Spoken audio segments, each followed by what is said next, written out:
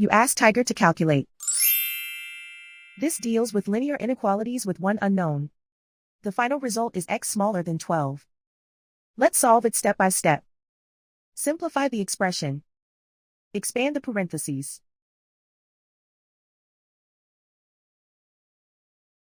Simplify the arithmetic.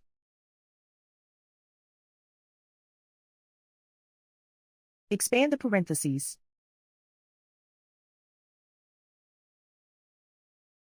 Group like terms.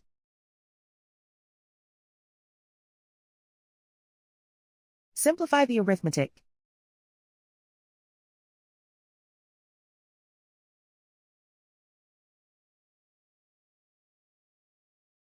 Group all constants on the right side of the inequality. Add 8 to both sides.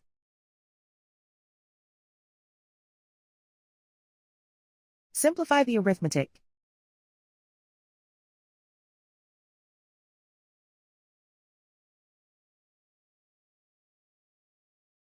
Plot the solution on a coordinate grid. And so the final result is x smaller than 12.